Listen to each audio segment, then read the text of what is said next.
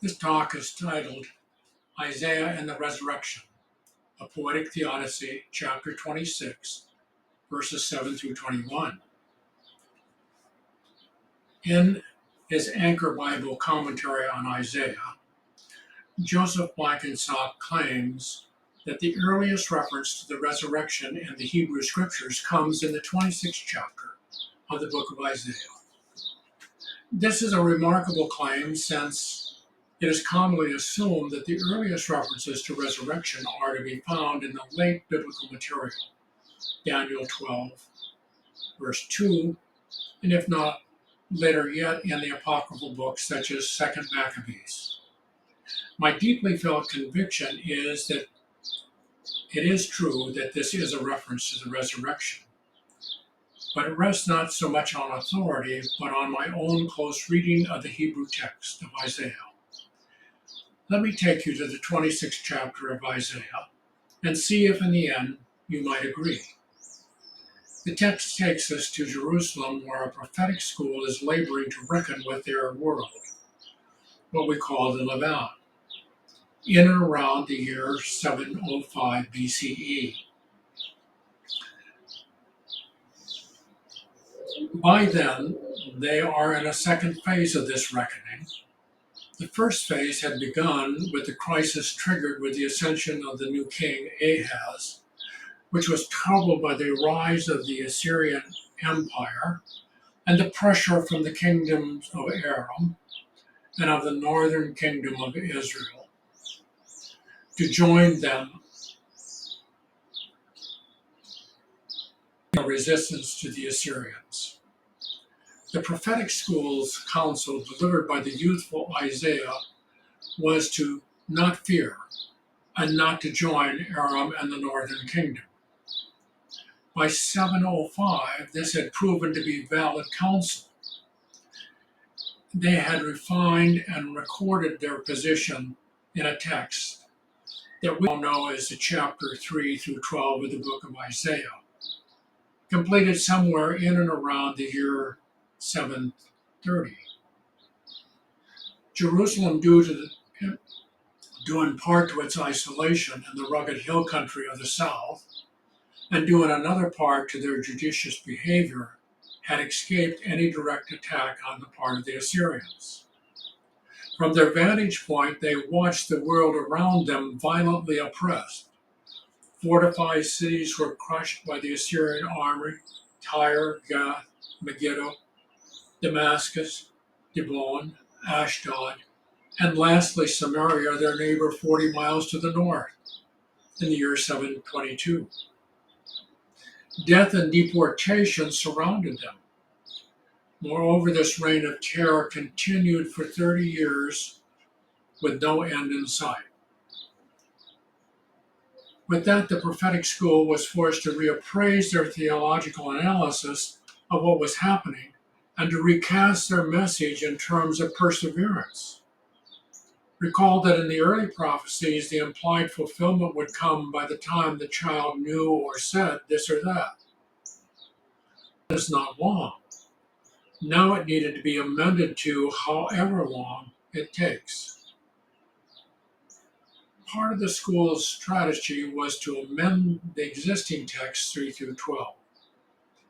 The added text would be a recognition of new developments, and it would reposition their theology with an orientation that embraced the posture of waiting.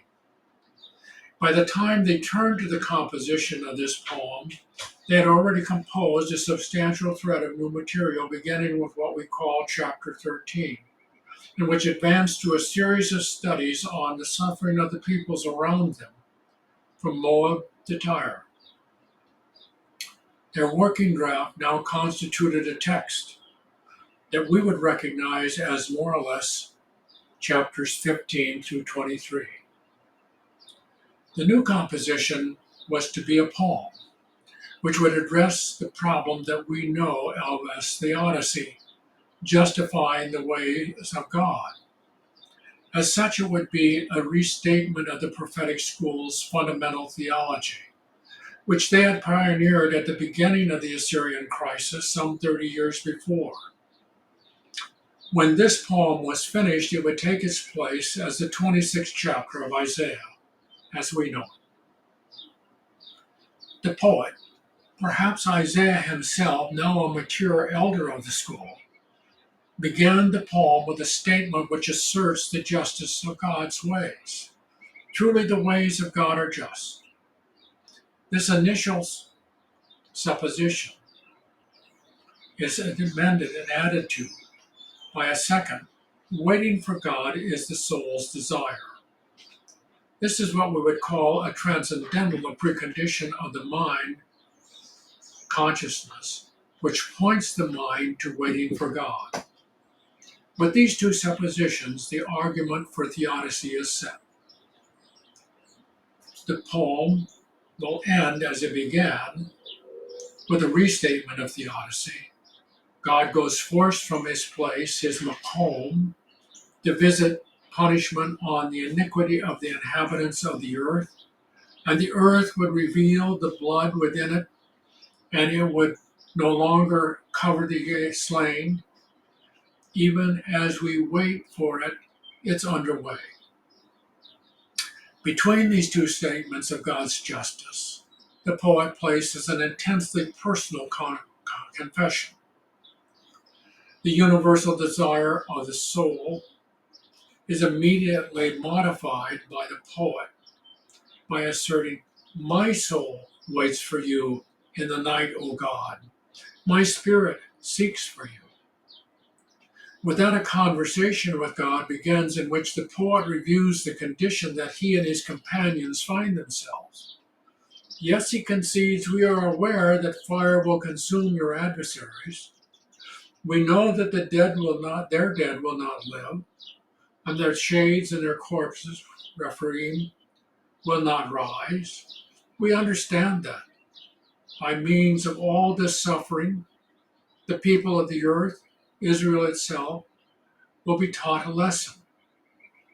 But you, God, need to understand that the life of the poet and his companions is like that of a pregnant woman approaching childbirth. We writhe, we cry out, we are in pain. Thus far, however, we are like those who deliver wind and nothing of substance or human. The metaphor of childbirth has already established itself in the Isaiah text, where it stands for suffering that has an end and a purpose. But here, childbirth is underlined as prolonged and a seemingly futile labor. At the end of his confession, the poet cries out, "May your dead live." Clearly, this is a reference to the above assertion, their dead will not live. But note the twist, from there to your, the third person to the second person. These dead belong to God, for they are God's people, Israel. Then another twist. Their shades or corpses, translating the word Rephaim, will not rise. That is changed to my body, corpse, vessel, the Navalati.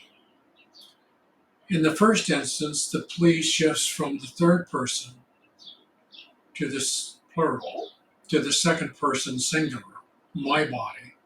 And in the second, the poet does not repeat Rephaim, that is, nor does he use the craster term for corpse, fagar, but he chooses instead navalat. The word he chooses means a vessel, an earthen vessel. Think of Paul's reference to in 2 Corinthians to earthen vessels. Or more commonly, a fool, or a weak thing, or a wicked person, or even a harp, a musical instrument. The poet is not, of course, dead, and his reference to himself seems purposely diminutive. Something like when the English poet Gerard Manley Hopkins, in a poem about the resurrection, refers to himself as poor Jack stuff. The poet has also done something with the word rise, calm, by way of an augmented form. Komon, this suggests that he wants the audience to understand the word is meant not metaphorically, but actually. He continues, let them awake and sing, referring to the dead. And he now adds this comforting metaphor.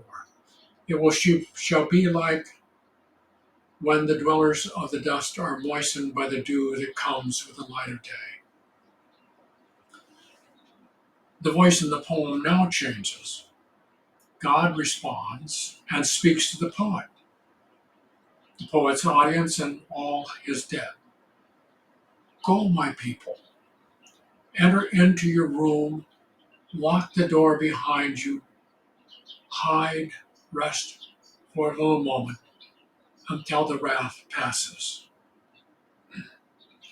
With this note of compassion, we return to the magisterial voice of the poet, in which he restates the proposition of God's actions are just, and that God is even at this moment acting to bring it about. God is on the move. God goes forth from his high place, his makom, to visit punishment on the iniquity of the inhabitants of the earth, and the earth will reveal the blood within it, and the earth will no longer cover the slain. The extension of the theme now includes a reference to the slain, and their blood will testify against the iniquity of their slayers, and the rising of their bodies will confront them in a way that justice will be done. It's not irrelevant to the question of theodicy that the concept of resurrection has emerged in this poem, that it has produced the first early thought of resurrection. Should not surprise us, as resurrection is essential to theodicy. Without resurrection, theodicy remains an abstract idea which is easily accused of whitewashing the reality of evil. Apart from theodicy, resurrection becomes a part of candy of afterlife speculation, open to the charge that it is a distraction from everyday life. To the poet, on the contrary, it is what allows everyday life to be meaningful and dedicated to justice. The theodicy itself is not irrelevant to the Isaiah school's conviction that Yahweh is the one transcendent universal being.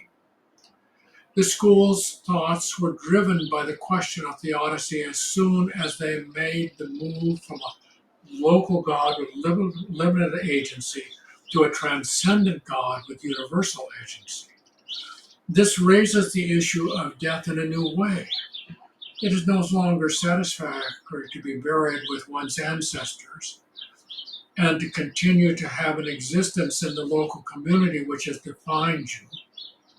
Local communities in the imperial age have a way of ceasing to exist, and large blocks of people are deported away from the burial place of their ancestors, so returning to rest with your ancestors, your fathers before you, has no meaning anymore.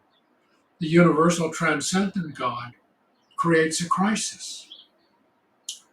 With this incredible poem at the heart of the Isaiah text, we do not have an answer to the crisis so much as we have a notification that we are on the way.